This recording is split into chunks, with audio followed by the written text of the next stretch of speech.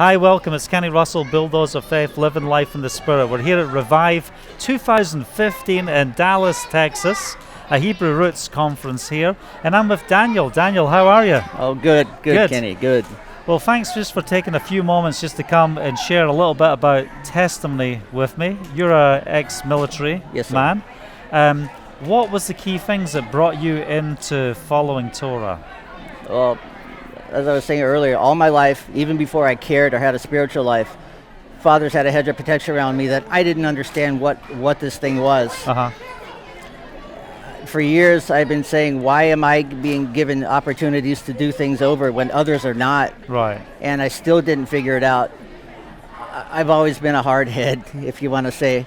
When I was a soldier deployed in Iraq in 2003, my driver and I really witnessed a modern miracle. And that had a lot to do with me opening my eyes. But I'll try to shorten this story. What happened is we were in a place in northern Iraq waiting for our pickup of ice. Right. Because as a medic, we needed ice for our chest to keep our IV bags cool. Because if we tried to give somebody a bag at room temperature, they could possibly die because we're at 140 degree temperatures. And we got called out to a location. We didn't get our ice, and I'm thinking, okay, if we run into a situation we have to treat somebody, we can't do it. It's not going to be good. It's not going to happen. And my driver and I went to this area. We saw all the detainees that were in front of us. And I'm freaking out because I'm thinking, Joey, what are we going to do? We don't have any ice in our vehicle. And then nobody was around my vehicle because we had an ambulance. We had, the medication and everything. I had to be careful. And I'm walking around shaking my head going, what are we going to do? What are we going to do? And Joey comes up to me. He's like, Sarge, when did you get the ice? And I said, Joey, this is not a time for jokes. Knock it off. And I'm like, no, when did we get the ice? I said, we didn't get ice. And I walked back into the back of the ambulance and my eyes about popped out of my head because, Kenny, there was ice in our chests. Ice just doesn't show up in 140 degree temperatures. In the Middle East. In the Middle East, north of the Crit. And I just remember being floored and thinking, what is happening here? I mean, now I understand that was nothing but the Father putting that in our situation because he knew we couldn't work unless we had that to keep the bags cool. By the time we got the bags up and ready, they were warmed up enough that we could safely give it to somebody. But that was really one of the big things that opened my eyes. I think years ago, too, Father used I went to a Seventh-day Adventist high school in Hawaii, and that's where I learned of the Sabbath, but didn't really pick up on it or follow it. But I knew that the Shabbat was sundown Friday to sundown Saturday, and then the more I get involved in this, the more excited I seem to be getting, and maybe understanding a little bit about why I've been given opportunities to pick myself up and get it right. When I've lost friends who are either, from being killed in action or to suicide, and I'm thinking, Father, they're just as worthy or even better than me. Why am I the one? Wow. So through all this process and just seeing the miraculous in the Middle East and just when you were deployed, you were seeing how Yahovah was looking after you, protecting you, caring for you. And that just drew you to a place of more love towards the Father. Yes, sir. And did you... With the Seventh-day Adventist background, how did you end up more in the Hebraic roots, following all of the feasts? I know Seventh-day Adventists don't knowing that I knew there was something right about this that we were missing there. I left the Seventh-day Adventist church after high school and had what I thought no spiritual life whatsoever until because I had a hard head, and Father did that was a miracle that I witnessed in Iraq. My driver and I both. It wasn't just me. Right. We both saw that.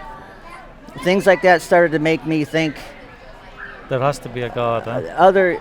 I don't know if I think I shared this with the other day. He put in a love for biblical archaeology in me since I was a child, and I've always had that fascination. So also being deployed, I was more excited about being in ancient Mesopotamia than soldiering, but it's just a lot of things that led me to here. That was really a big thing, and maybe understanding more now that Father's kept me here and given me opportunities when others have not, because there is a purpose for me still being here when others are not. Amen.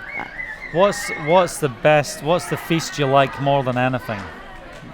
It's hard to say because I love them all. It's really hard to say. It's difficult to say.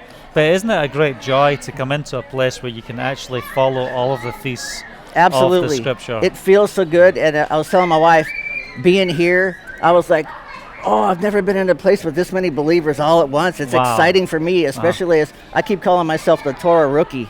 But I'm excited. I mean, I have my for instance, Shabbat day, the Sabbath, day 7. The old me would have been saying, okay, what am I going to do? Where am I going to go hang out? What am I going to do? What am I going to drink today? But now I'm actually saying, okay, I got my tzitzits on. I'm thinking about the fellowship we're going to have and this Torah study rather than all the other junk. So I know he's having an effect on me. Even my language, everything. It's all changing. Yes, sir. Absolutely. Your whole world has been transformed. Absolutely. And many people think you come back to Torah, it must be legalism, must be religious. But you definitely have a joy and a freedom in walking this journey. I do, sir. A lot of my friends who are in the Christian church, whatever, worship on day 1, they're like, what are you doing? They'll say things to me like the law has been done away with. And I'm like, no, brother, it hasn't. What are you talking about? And they're saying all these things to me, and I get frustrated because I'm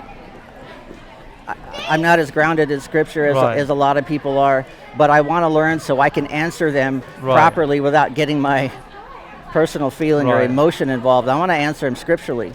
Yeah, you want to get them back to Word, and it's amazing sometimes when they come back to Word, they don't really know what it says, do they? Absolutely. And it's just getting things within context. Anyway, brother, thanks very much for taking the time to share, Daniel. Thank you. Thank you. Appreciate it, and it's great to meet you, and it's great to be here at Revive, huh? Yes, sir. Amen. Absolutely. Thanks for watching. Thanks.